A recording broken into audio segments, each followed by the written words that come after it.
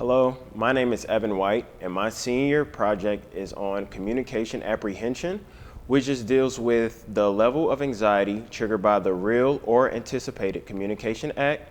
It can also be the fear of judgment from the audience and self-image that what fuels anxiety. This can come from being in front of a big crowd, a large group. It can also come from being in an audience for giving more so stuff like speeches. You can give like talks to others, and any type of attention that you feel pressured in, that's where anxiety can be triggered. And as you can see, as I got this picture with this little boy, it's like he has stage fright and he's just scared because it's a big crowd and he was going to give a speech. And it's just like when he went up to the mic, he knew what he was going to say, but everybody's eyes on him just allow him to just kind of shy away a little bit. And this would be an example of communication apprehension.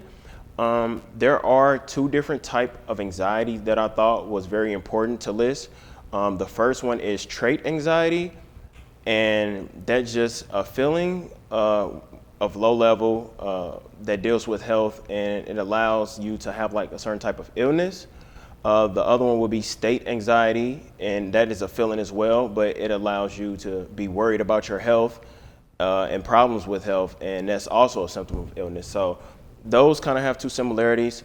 Some negative aspects of communication apprehension will be psychological responses. It can deal with problems in the mind that could lead to irrational fears, like you're doubting yourself, you don't know what to say. This could also be a lack of confidence, not so just with speaking, but also confidence with who you are as a person. This can deal with who you are just outside of your speech and outside of the classroom. And with those three, it can also bring back a negative attitude, how you carry yourself, how you treat others, how you communicate with others. And the last one is rapid heart rate. And as for myself, I never dealt with rapid heart rate when it comes to being nervous. I could have some other challenges, probably like I could forget what I'm going to say, but I think rapid heart rate is on the more so severe side. And when speaking in a large crowd or in a big group, you can have dry mouth, like when you don't know what to say. There can also be butterflies in your stomach that can come from nervousness. There can be increased self-consciousness, and like I said already, lack of confidence. And the surveys that I did was I reached out to two professors on campus. One was Professor Travis Yates, and the other one was Ms. Christine Leeson. And what they did was they had their students take the survey. And the survey was on a scale from 1 through 5, with 1 being the lowest anxiety that someone may have, with 5 being the greatest anxiety someone may have.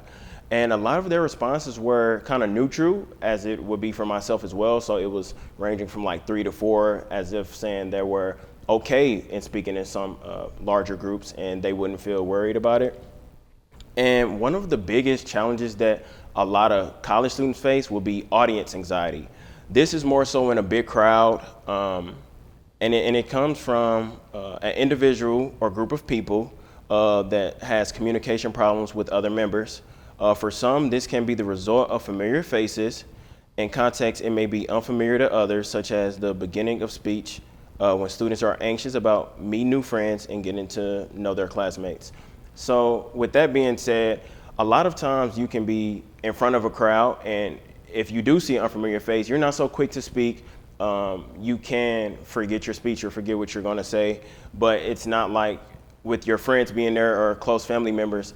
That's more so on a personal level, so you feel comfortable. It's as simple as opening up about personal problems and stuff you're dealing with.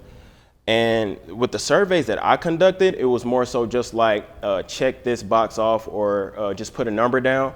And some advantages that I learned from the surveys that I did was one of the major advantages was that it allows researchers to collect a great amount of data rapidly and inexpensively.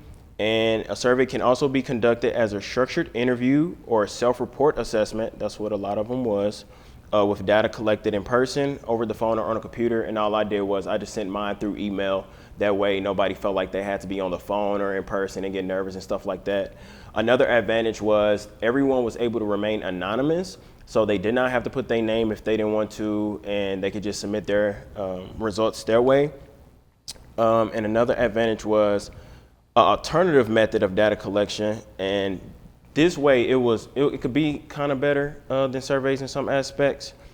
Now, for the disadvantages of surveys, it could jeopardize well-designed investigations. The response options may or may not be accurate. It can also depend on who the person is, and they could be telling the truth, but there will be no judgment involved, no condemnation or nothing like that. A lot of people can be influenced by social desirability, and they could be biased or feel pressure to speak in a certain type of way.